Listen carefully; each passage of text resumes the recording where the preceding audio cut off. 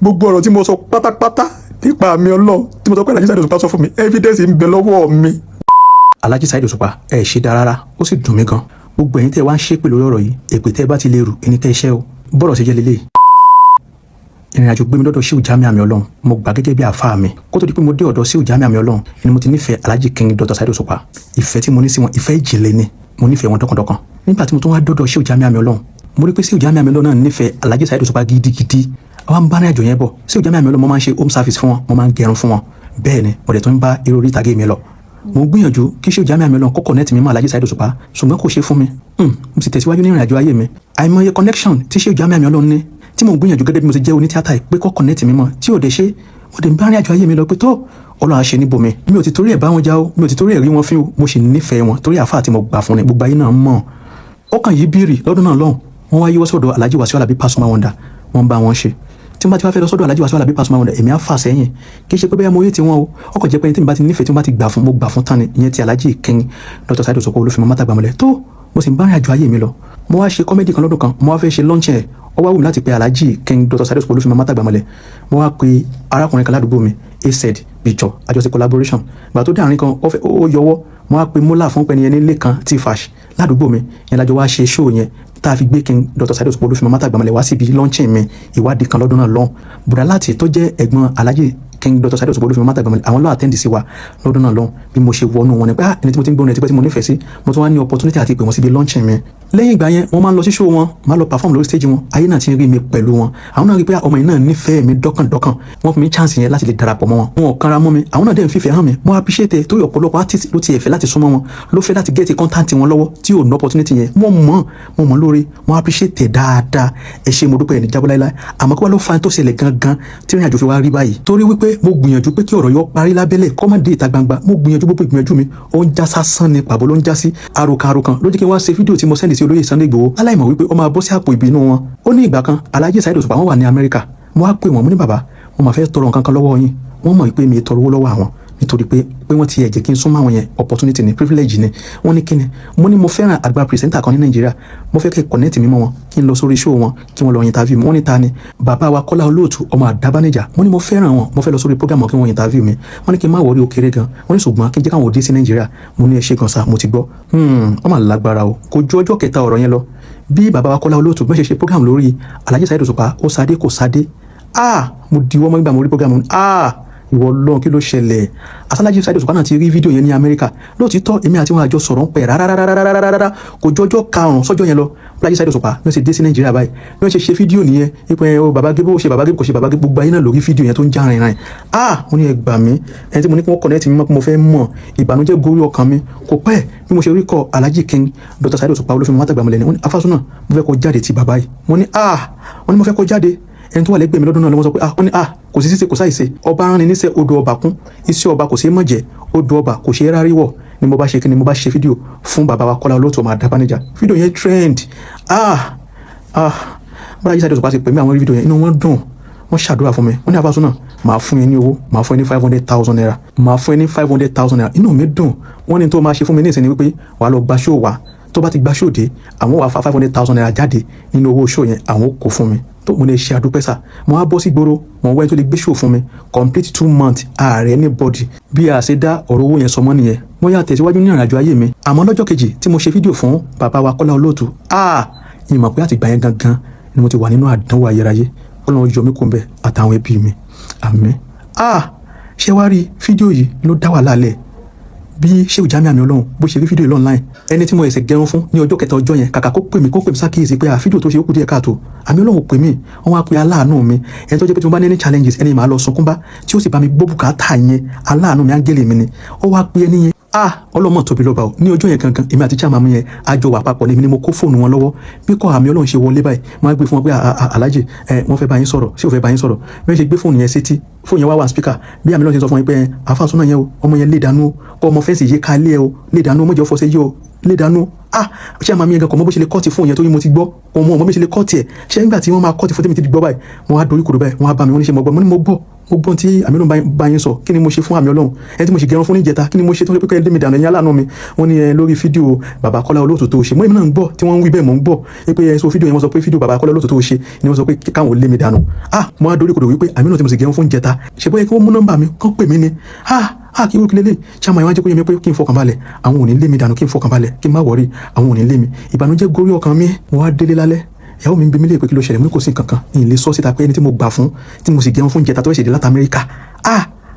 ọlọ́mọ tóbi lọ́ba wá jẹ́ kí àṣírí òtún sí mi lọ́wọ́ mi mo kó fóònù ẹni yẹn lọ́wọ́ mo wá sùn bóyá nítorí nǹkan tí mo wá gbé sọ́kàn sùn ni bí mo ṣe máa jí lóru báyìí bí mo ṣe lálàá pé àmì ọlọ́run lé mi látọjú oorun tó fẹ́ fún mi lọ́rùn mo kàn fòdìdé ní fòdìdé tí mo fòdìdé ní nǹkan bí aago 4 òru ẹ̀rù wá ń bà mí mo wá bẹ̀rẹ̀ sí ń pe chairman mi yẹn mo ń pe nọ́mbà wọn títí tí mo gbé kọ́ ọmọ pé ẹni yẹn ti máa sùn yẹn chairman mi láti lè ṣàlàyé ọ̀rọ̀ yẹn fún wọn ìyẹn wá lè mọ́ ọ̀rọ̀ yẹn mọ́ra mọ́ bí mo ṣe tẹ WhatsApp mi mọ́lẹ̀ bí mo ṣe fọ́ ìsàlàjì Saheed Òṣùpá pé Alhaji Saheed Òṣùpá fídíò tẹ́ ní kí n ṣe fún bàbá Kọ́lá Olóòtú ọmọ ti dá wàhálà alẹ́ àmì ọlọ́run ti pe olórí aláàánú mi pé kí wọ́n lé mi dànù pé kí ọmọ fẹ́ẹ́ sì yé ká lé mo ní ẹ ṣàánú mi ẹni yẹn náà ló kó fún mi gẹ́gẹ́ bí aláàánú ẹjọ́ ẹ ṣàánú mi ìgbà tí mo wá fọ́ èsì tán Alhaji Saheed Òṣùpá ti pè mí náà pé ó ṣọ́ pé bẹ́ẹ̀ ló ṣe rí mo ṣọ́ wọ́n ní sọ lè sọ níwájú àmì ọlọ́run mo ní mo lè sọ lójú ẹ mo lè sọ lójú èmi gan ni mo gbé kọ̀ fún chairman mi ọwọ́ mi ní fóònù ẹni yẹn wà wọ́n ní sẹ́ kí àwọn sẹ́ndì voice note yẹn sí àmì ọlọ́run mo ní ẹ má sẹ́ndì torí pé chairman mi sọ pé kí n má sọ síta àárín èmi àti chairman mi yẹn máa dàrú àárín wa máa dàrú tẹ́ bá sọ síta Alhaji Saheed Òṣùpá sì fi mi lọ́kàn balẹ̀ pé kí n fọkàn balẹ̀ àárín wọn ò ní dàrú àwọn ọmọ bá wọn ṣètò àárín yẹn wọ́n dẹ̀ sẹ́ndì voice note yẹn sí àmì ọlọ́run bí àgbà kò ṣe dé nìyẹn o bí àmì ọlọ́run ṣe rí voice note yẹn àgbákò kan dé ni Alhaji Saheed Òṣùpá tó wá sẹ́ni voice note yẹn sí Sheikh Yahya Sataru lábẹ́òkúta táwọn náà bá ń wo fídíò yìí wọ́n mọ̀ testify sọ̀rọ̀ tí mo sọ yìí kásà má fọ̀rọ̀ gùn bí àmì ọlọ́run ti gbọ́ voice note yẹn báyìí bó ṣe bẹ̀rẹ̀ sí ń pe chairman mi yẹn pé ọ̀rọ̀ tí mo ní kẹ́ ẹ má sọ ẹ padà sọ fàáfàá súnà Òṣùpá ti sẹ́ni voice note sóhun kásà má fọ̀rọ̀ gùn àmì náà wá lè rò pé Òṣùpá máa bọ́ sórí stage wọn bẹ̀rẹ̀ sí ní bú àwọn ní live tí wọ́n bá lọ àmì náà wá mọ tí tó lè ṣe àmì náà wá pe chairman mi yẹn wọ́n ń bú wọn gan chairman tèmi náà wá pè mí wọ́n ń sọ̀rọ̀ sí mi àfàsúnà èmi ní kò má sọ̀rọ̀ ìfẹ́ anybody ọwọ́ à ń sọ fún Òṣùpá ó ti dé wà lálẹ́ àmì náà ti ń bú àwọn ọmọ ní ìwò kí ni mo wá kàn báyìí kásà má fọ̀rọ̀ gùn àmì náà wá fẹ́ wá gbogbo ọ̀nà láti lọ bá Alhaji Saheed Òṣùpá tó ti ń pè Alhaji Saheed Òṣùpá ó gbé kọ́ ó pè wọn ò gbé kọ́ tí mo máa ń parọ́ gbogbo àwọn náà ń wo báyìí wọn ò gbé kọ́ wọ́n pé kí ni kò wọ́n ṣe ilé wọn Mágòdò nìkan ló mọ̀ wọ́n ti kókò Mágòdò kọ̀ mọ́ bí tí wọ́n ń gbé ní Lẹ́kì ó wá pe ẹnìkan mọ́kàn fowó kọ́ bẹ́ẹ̀ ni yẹn láti rí ni ẹni yẹn ló wá sẹ́ndì àdírẹ́sì sí àmì ọlọ́run náà fi lọ jí ká Alhaji Saheed Òṣùpá mọ́lé wọ́n wá dó sẹ́nu géètì wọ́n gbá géètì títí kó tó di pé géètì máa mọ̀ pé Alhaji Saheed Òṣùpá wọ́n ní òun kò wọ́n láti sí géètì fún géètì máa sápadà wá sí géètì fún àmì ọlọ́run ló bá wọlé àmì wọn sọ fún Alhaji Saheed Òṣùpá pé irọ́ ni kò rí bẹ́ẹ̀ irọ́ ni mo pa máa wọn àwọn àfáà tó tẹ̀lé àmì ọlọ́run wọn wá fi stein snap picture Alhaji Saheed Òṣùpá tàmí ọlọ́run ṣe dúró yàrá wọn nínú pálọ̀ wọn pẹ̀lú Alhaji Saheed Òṣùpá tàmí ọlọ́run wá sẹ̀ndẹ̀ sí wọn ṣe họ́ọ̀bì ok mo wá sọ fún Alhaji Saheed Òṣùpá pé àwọn pípé yóò máa ṣe họ́ọ̀bì sí mi nígbà tí àmì ọlọ́run wá kù ní ọ̀dọ̀ Alhaji Saheed Òṣùpá náà wá pè mí pé kí n wá sọ́dọ̀ àwọn èmi náà wá gbéra mo wá lọ sọ́dọ̀ wọn ní Lẹ́kì wọ́n ní báwo lọ́rọ̀ ṣe jẹ́ mo ní yìí jẹ́ parọ́ mọ́ wọn ọwọ́ mi gan ni fóònù chairman yẹn wà támi ọlọ́run fi pè wọlé mo dẹ̀ ń gbọ́ tí wọ́n sọ pé kí wọ́n lé mi dànù nítorí fídíò tí mo ṣe fún bàbá wa Kọ́lá Olóòtú wọ́n ní mo ṣọ́ mo ní ẹ jẹ́ ká pe chairman mi yẹn a dẹ̀ pe chairman mi yẹn ní fídíò kọ̀ wọ́n sọ pé sí bẹ́ẹ̀ ni lóòótọ́ wọ́n ní bẹ́ẹ̀ ni owó súnà gan ló pé kọ́ fún mi ó ní kí n lé dànù ṣùgbọ́n mo sọ pé kọ́mọ yìí kọ́ má sọ̀rọ̀ ìfún yín ṣùgbọ́n tọmọdé bọ́ sọ pé òun lálàá kan yín tó rọ̀sùn ló fi lálàá mo ní mo lálàá kí ṣe pé tí mo rọ̀sùn ọ̀tọ̀ ló jẹ́ pé tí mo rọ̀sùn náà ni kásà má fọ̀rọ̀ gùn chairman mi yẹn dẹ̀ sọ fún Alhaji Saheed Òṣùpá pé èmi dẹ̀ sọ pé mi ò ní lé wáyé tó fi wá sọ̀rọ̀ yẹn tó gbẹ́dẹ̀ ti di wàhálà mi náà ti ń kí fáwọn báyìí Alhaji Saheed Òṣùpá bá mi bẹ chairman mi pé kí wọ́n má bínú pé kí wọ́n má lé mi dànù wọ́n ní àwọn náà ti promise mi pé àwọn ò ní lé mi dànù wọ́n ní àmì náà gẹ́dẹ̀ ti wá sọ pé òun ò sọ bẹ́ẹ̀ mo gbà ó sọ bẹ́ẹ̀ fáwọn ó sọ bẹ́ẹ̀ mo ní mi gan gbọ́ kó sọ bẹ́ẹ̀ fún yín kásà má fọ̀rọ̀ gùn Alhaji Saheed Òṣùpá wá wò pé òkè àwọn làwọn mọ̀ nǹkan táwọn rí pé kí n wá lọ bẹ àmì ọlọ́run mo wá yarí pé kò possible ẹni tó ṣẹ̀ mí ẹni tí mi ò ṣẹ̀ ẹ tó wá ní kí n lọ bẹ wọ́n ní àfàsúnà ẹni tí àgbàlagbà rí lórí ìjókòó tọmọdé bá gun bí kò lè rí kí wọ́n lọ bẹ̀ mo ní ẹni lọ bẹ̀ wọ́n sàn ní kí n lọ bẹ̀ káṣà máa fọ̀rọ̀ gùn Alhaji Saheed Òṣùpá wọn pẹ́ nìkan chairman mi kan wọ́n pè ní system àwọn náà wọ́n mọ̀ gbọ́ fídíò ìbáyìí yí pé kí n fi lọ bẹ̀ àmì ọlọ́run pé kájọ lọ ó dùn mí gan ṣùgbọ́n mo wá gbọ́rọ̀ sí Alhaji Saheed Òṣùpá lẹ́nu àwa gbéra níjọ́ kejì nígbà tá a dọ́dọ̀ àmì ọlọ́run pẹ̀lú ẹni tí wọ́n pè ní system yẹn wọ́n sọ fún mi ní kí n má sọ owó ń bẹ̀ kí n kàn dọ̀bálẹ̀ kí n máa bù lẹ́sẹ̀ so kí n dẹ̀ máa sọ pé kó dáríjì mi lórí nǹkan tí mi ò ṣe bọ́ ọlá Alhaji Saheed Òṣùpá àti system tí wọ́n tẹ̀lé mi mo ṣe bẹ́ẹ̀ nígbà tá a débẹ̀ a bá gbogbo wọn nínú pálọ̀ wọn àmì ọlọ́run àtàwọn àfà a bá wọn bẹ̀ mo dẹ̀ dọ̀bálẹ̀ tán mo dẹ̀ bù lọ́sẹ̀ sọ pé ẹ má bínú sí mi ṣé ẹ má bínú sí mi mo bẹ̀ ṣe ń bẹ̀bẹ̀ lórí nǹkan tí mi ò ṣe àmì ọlọ́run wá sọ statement kan ní tí báyìí pé mo rò wò màá ní kó máa nẹ̀ káàkiri àdúgbò ni màá ní kó máa nẹ̀ káàkiri ni bí mo ṣe gbọ́ yẹn báyìí mo kàn dìde ni lórí ìkúnlẹ̀ mo dúró sórí ìkúnlẹ̀ mo fẹ́ sọ̀rọ̀ bí chairman mi ṣe fàmílà sọ ní pé àná má sọ anything mo kàn sọ ẹkún ni lórí ìkan tí mi ò sí wọ́n mọ̀ nà mí káàkiri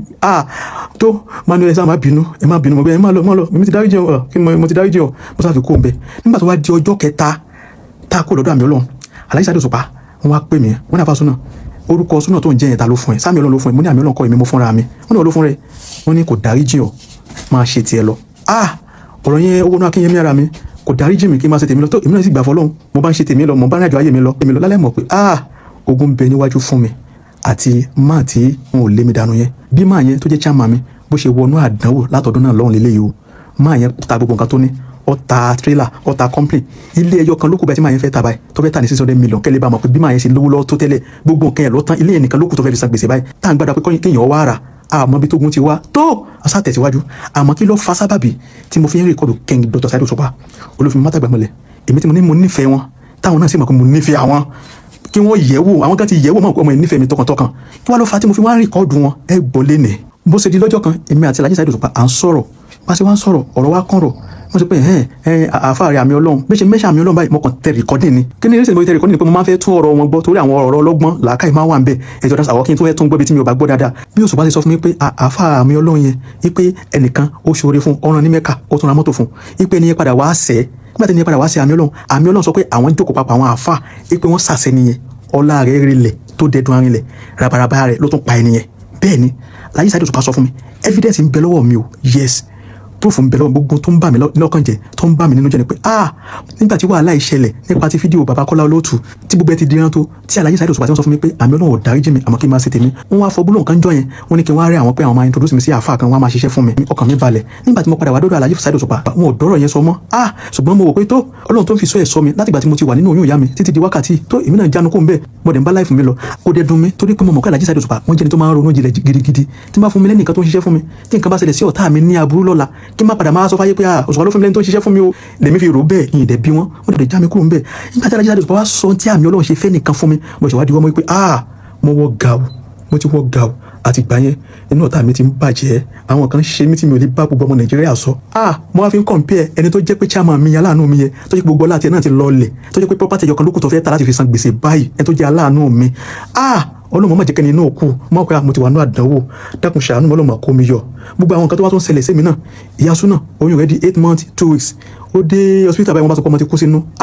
ọmọ kú sínú kẹ mo pe Alhaji Saheed Òṣùpá mo pè wọ́n ní Amẹ́ríkà a ṣe fídíò kọ ìyá súnà lọ sùn sórí bẹ́ẹ̀dì yìí ọmọ kú sínú ní March 23 2024 lọ́rọ̀ yẹn ṣẹlẹ̀ mo pè wọ́n lamẹ́ríkà mo ṣe fídíò kọ pẹ̀lú wọn mo ní kí wọ́n wo ìyá súnà lórí bẹ́ẹ̀dì mo ní ọmọ ti kú sọ́ta rẹ̀ nínú wọ́n sọ pé kí wọ́n tètè CS o ìjẹ́ ló lábẹ́ fi ṣe CS 300,000 naira Alhaji Saheed Òṣùpá sọ fún mi pé kò sówó lọ́wọ́ àwọn lamẹ́ríkà táwọn wà sọ pé àwọn bá mi pé Nàìjíríà pé kí n bá wọn manage iye tí wọ́n bá sẹ́ndì wọn ní àwọn sẹ́ndì 30,000 naira sí mi 30,000 naira yẹn àfi tí wọ́n bá máa rí láàárọ̀ lálókù wọn ò dá mi lóhùn Ọlọ́run bàṣírí ń bò mí mo rówó CS yẹn san wọ́n gbé ọmọ yẹn jáde nínú ẹ̀ ní 2024 mo tó tẹ̀síwájú ìrìn àjò ayé mi mo ń bọ̀ ní ṣó Alhaji Saheed Òṣùpá àwọn kan àtàkì mi wọ́n bà mọ́tò mi jẹ́ wọ́n fẹ́ pa ọ̀tá mi gbogbo ayé lórí fídíò yẹn ń gbà yẹn bẹ́ẹ̀ ni ìgbà tó di jọ́kì tí mo wà lọ́sípítù mo kọ̀ Alhaji Saheed Òṣùpá pé báyìí ló máa ṣe ṣẹlẹ̀ lálẹ́ náà tí mo kó ń ṣó wọn ni àwọn náà máa mú bá ń sáárín wọn tẹ̀fí dápàá máa mú bá ń sáárín o mo ń gba drip lọ lọ́sípítù Alhaji Saheed Òṣùpá wọn ò ṣe nǹkan kan fún mi náà gbà yẹn mo tún bá yànjọ tó èmi wo tó ìfẹ́ tí mo ní sí wọn ó jinlẹ̀ gan ó lágbára gan mi kì í tí torí owó báyàn ṣe àwọn kan tó pè mí látàbúrò pé àfáà súná kí n jọ kí n kó kámẹ́rà mi àtàwọn kírò mi ká lọ interview Alhaji Muriel Alabi Thunder ipe ní àwọn ti yẹ kí tí mo bá fẹ́ gbà kí n sọ fáwọn mo tún pè Alhaji Saheed Òṣùpá pé àwọn kan báyìí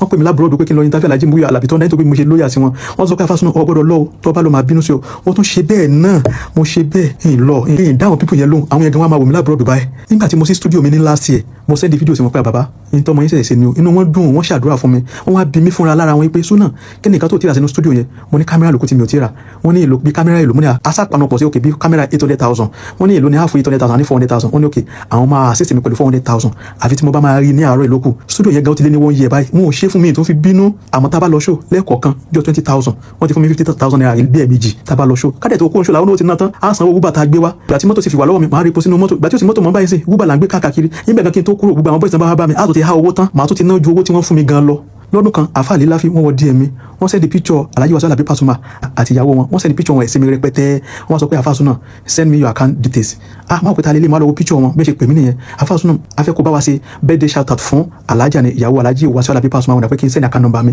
mo tẹ gbogbo kíní mọ́lẹ̀ pàpàpàpàpà mo send ẹ̀ sí Alhaji Saheed Òṣùpá pé nǹkan báyìí mo rí o àwọn gan sọ mi pé àfáà súnà mọ́ dáwọn lóhùn mo dẹ̀ ṣe bẹ́ẹ̀ nítorí pé mo ṣe lóyàtàn fún wọn mélòó mo fẹ́ kà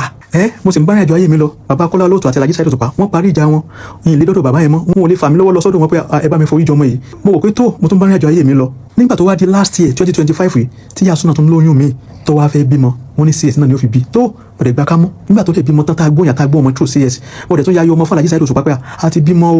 Ọlọ́run wọn dẹ̀ kí mi wọn ní àti ẹ̀ ti dúpẹ́ àti gbóyàn àti gbó wọn ò dẹ̀ fún mi ní kankan èmi náà dẹ̀ béèrè lọ́wọ́ wọn bẹ́ẹ̀ ni ìjọ ìwà bọ́sẹ̀ on the 25 of December tí wọ́n máa ń ṣe white agbada party ìgbà tí mo dẹ̀ ṣe kó mọ ọmọ mi tán tá a sọ ọmọ lóko tán mo dẹ̀ gbé agbada wọ̀ mo dẹ̀ gba party wọn lọ nígbà mo débẹ̀ bí wọ́n ṣe rí mi lọ́ọ̀kan báyìí tẹ́ bá rántí fídíò yẹn mo play last time tí wọ́n ní kí n lọ delete àwọn yẹn ní kí n lọ delete bí wọ́n ṣe fojú kan mi bẹ́ẹ̀ pa súnà báwo ni kó mọ ẹ àmọ́ ni mo ti ṣe lé ní bí mo ṣe tán náà ni mò ń bọ̀ wá sí show then mo jẹ́ ní 400,000 owó studio mo ní bẹ́ẹ̀ ni sà àtọwọ́ ọmọ náà mo jẹ́ lówó ọmọ náà pèmí tí lè bá mọ́ káwọn san gbogbo gbèsè àwọn mo ní mo ti gbọ́ sá kámẹ́rà gbé náà gbogbo àwọn náà lọ́ fẹ́ lára wọn sọ nígbà tó lè di on the 26 mi ò pè wọ́n mo pé wọ́n mọ arrest ó wá di on the 27 of December mo á pè wọ́n láti gbà yẹn títí wọn ò gbé kọ́ mi di January 17 yẹn mo á dorí kodò mo á ro gbogbo flashback pé kò sí any challenge tí mo bá ní tí wọ́n bá pè bàbá yìí wọn ò ní attend sí mi tó dẹ̀ jẹ́ wípé tí wọ́n bá fẹ́ rán mi iṣẹ́ wọ́n pè mí lọ́wọ́ kan ni mò ń dáhùn gbogbo àròkàn yẹn ló jẹ́ kí wọ́n lọ ṣe fídíò tí mo ṣe ní January fídíò yẹn ló fẹ́ di wàhálà nígbà tí afa Saheed Shittu rí fídíò yẹn ó bí wọ́n nú wọ́n dẹ̀ pè mí afa Sunna yẹn tẹ̀sí kú díẹ̀ káàtó wọ́n náà dẹ̀ fọlọ́run bẹ̀ mí kí n lọ delete fídíò yẹn ó dẹ̀ gbà sí afa Saheed Shittu lẹ́nu mo dẹ̀ lọ delete fídíò yẹn mo dẹ̀ gbójú ń bẹ̀ bí Alhaji Saheed Osupa mi ṣe block mi ní WhatsApp nìyẹn tó Alhaji Oríyọmí Hamzat mi ṣe gbọ́ sọ̀rọ̀ yẹn nìyẹn wọ́n á pè mí afa Sunna kílódé tí mo fi lọ ṣe fídíò báyìí mo ní fídíò yẹn mo tẹ̀ ti delete ẹ̀ afa Saheed Shittu kí n delete mo ní mo tẹ̀ ti delete ẹ̀ wọ́n á ní kí ló ṣẹlẹ̀ mo ní báyìí ni ọ̀bọ̀ ń ṣe fún mi any challenges tó bá dé bá mi wọn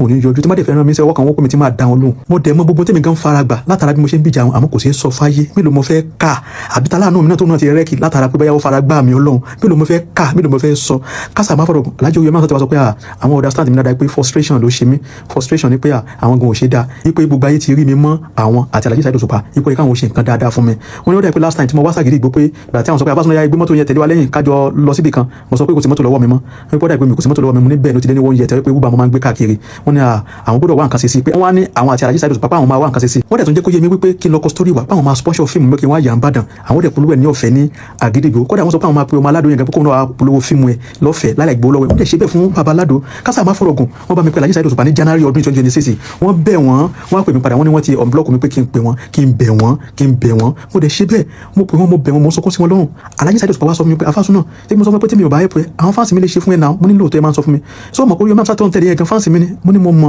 àmọ́ true wọn kọ́ ni mo fi mọ Alhaji Oríyọmí Hamzat o Alhaji Oríyọmí Hamzat wọ́n wá lè nífẹ̀ẹ́ mi nítorí Alhaji Saheed Osupa mi ò mọ o wọ́n ní mo mọ̀ pé fáǹsì ni wọn kódà mo lè sọ fún Oríyọmí gan kọ́kọ́ máa help ẹ kọ́ máa sànú ẹ àmọ́ ní ẹjọ́ sáà mo á ń bẹ̀ wọ́n lórí fóun wọ́n dẹ̀ kọ́ ti fóun Alhaji Oríyọmí Hamzat wọ́n dẹ̀ sọ pé kí n tó lọ kọ́ story wa pé àwọn sponsor àwọn kò mọ́ tó lẹ́ni nílùú Ìbàdàn mo ní mo ti gbọ́ ẹ ṣé mo dẹ̀ dúpẹ́ lọ́wọ́ wọn kásá má fọ̀rọ̀ gùn kò ju ọ̀sẹ̀ kejì lọ Alhaji Oríyọmí Hamzat wọ́n travel lọ London wọ́n tún dé London àtúnjọ sọ̀rọ̀ wọ́n á jẹ́ kó yẹ wọ́n pé bàbá ẹ jẹ́ ká kọ́ mú ọ̀rọ̀ mọ́tò kúrò torí mọ́tò náà ni a máa gbé káàkiri bóyá a fẹ́ wá síbi rally yín àtàwọn ọmọ mi everything wọ́n dẹ̀ sọ pé táwọn bá ti dé sí Nàìjíríà gbàtọ́ dẹ̀ di February wọ́n dé sí Nàìjíríà a lọ bá wọn ní March a lọ kí wọn ǹjẹ́ ká wá sọ̀rọ̀ wa Afa Sunna mọ̀ ń bọ̀ amáríra títí a ti lo 4 days lọ́dọ̀ wọn ní Ìbàdàn l'Àgídìgbò pẹ̀lú àwọn hòtẹ́ẹ̀ tá à ń sùn àríra sọ̀rọ̀ tá a bá máa ríra Afa Sunna a máa sọ̀rọ̀ wáńsì wọ́n á tún lọ a máa sọ̀rọ̀ wáńsì wọ́n á tún lọ tí kìdí ẹ̀ rí bẹ́ẹ̀ tẹ́lẹ̀ ajá tó rí ni tó ń yọ̀rù tẹ́lẹ̀ tó wá di pé orí ni tó ń gbó kéèyàn ó fura tó mo bá mẹ́sẹ̀jì wọn ní bàbá àwa ti ń padà lọ sékòó àdèwà sékòó wọn á mẹ́sẹ̀jì wọn láti gbà yẹn wọn ò reply mi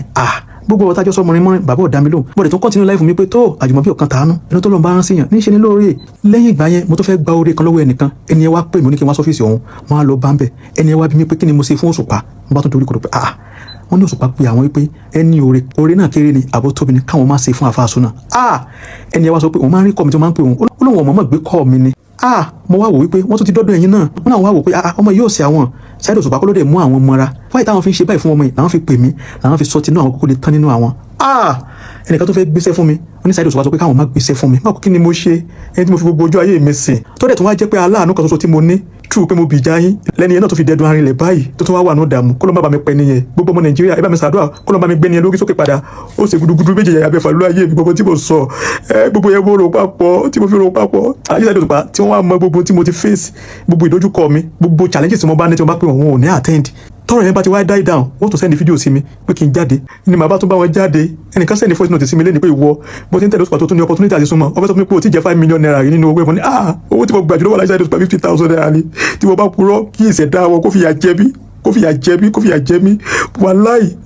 gbogbo tó wá ń bá mi jà tí mo tún rẹ́rìn tí mo ń gbà mọ́ra so wọ́n tún wá yẹ kí Alhaji Saheed Osupa kí wọ́n tún wá máa block àwọn aláàánú mi pẹ̀lú gbogbo bí mo ṣe gbà fún wọn tí mo dẹ̀ fi gbogbo ayé mi sí wọn lóòótọ́ wọ́n fún mi lóore ọ̀fẹ́ tí mo sún mọ́ wọn mo mọ̀ lóore gbogbo ọmọ Nàìjíríà kí sì nìyẹn tí mo fi ṣe fídíò fún wọn ẹni tí mo nífẹ̀ẹ́ ni wọ́n kí n pẹ́ intentionally mo ìfẹ́ inú mi mo fi ṣe ìfẹ́ inú mi kọ́ mo fi ṣe tí mo bá parọ́ bọ̀ wọn tẹ́lẹ̀ dáwọ́ fìyà jẹ mí wọ́n máa ń pòwe kan fún mi wọ́n á sọ fún mi pé mo bu àmì Ọlọ́run ẹni tí ò sóore fún yẹn ó lè ṣèkà fún yẹn wọ́n sì wá yé mi lé nítorí ọlọ́gbọ́n ọmọ Nàìjíríà tí mo bá parọ́ kọ́ mọ́ dáa fún mi lọ ayé gbogbo ọ̀rọ̀ tí mo bá sọ tí mo bá parọ́ kì í má jèrè wàláhì tàbí mo tí mo dojúkọ lábẹ́lẹ́ nìyẹn gbogbo Nàìjíríà ẹ ṣàánú mi kó lóore mi ọmọ kú ó ti ta gbogbo nǹkan ní rẹ̀ kó má kú èmi náà kó lọ gbé mi lórí sókè jù báyìí lọ ẹlẹ́dàá àwọn òbí mi ló jẹ́ kí n máa tọrọ jẹ gbogbo àánú tí mo ṣe àwọn èèyàn tí mo fi péjì mi sáwọn ènìyàn mo fi ń ṣe pé bóyá kó lọ wo àánú yẹn kó lọ fi gbé mi náà dìde ni mo pass through a lot tí gbogbo ọmọ Nàìjíríà èyí tó ń ṣẹlẹ̀ nìyẹn nítorí yín ni mo fi forí gbá àwọn èèyàn káàkiri. Bàbá Kọ́lá ló tún bẹ́ẹ̀ everybody bẹ́ẹ̀ àmì Ọlọ́run yẹn náà tún bẹ́ẹ̀ ló jẹ́ kí n pariwo síta pé tí nǹkan bá ṣe mí kí wọ́n mú àmì Ọlọ́run àti Alhaji Saheed Osupa nítorí Ọlọ́run ètò ìṣẹ̀lẹ̀ nìyẹn. Mo yẹ àwọn nǹkan tí mi ò lè rántí kan tó ti ṣẹlẹ̀ sí mi àtàwọn ìdílé mi. Gbogbo ọ̀rọ̀ tí mo sọ pátápátá nípa àmì Ọlọ́run tí mo sọ pé Alhaji Saheed Osupa sọ fún mi evidence ń bẹ lọ́wọ́ mi wàláhì kàn fẹ́ pay for it òdì kankan wọlé evidence ń bẹ lọ́wọ́ mi. Kìí ṣe pé bí a mo ní bad intention fún Alhaji Saheed Osupa nítorí pé mo máa ń tún ọ̀rọ̀ wọn gbọ́ mo máa ń mú ọgbọ́n àti làákàyè bẹ́ẹ̀ ni wàláhì tàláhì tí mo bá fẹ́ kí Alhaji Saheed Osupa ó ṣubú yàtọ̀ sí gbogbo tó ń ṣẹlẹ̀ yìí Ọlọ́run mi lẹ́nu bá rò jẹ́ kí mi náà ṣubú lójijì. Gbogbo ẹ̀yin tẹ́ ń blame mi pé mo ṣe sọ̀rọ̀ mo play voice note tẹ bá ń gbélé lẹ́yìn tọ́ta mi bá ti kú ẹ̀yin náà lẹ́tí máa blame òkú yẹn pé wáyé tí ó fi pariwo rẹ̀ síta wáyé tí ó fi pariwo wọn síta ló jẹ́ kí n pariwo síta mo pass through a lot.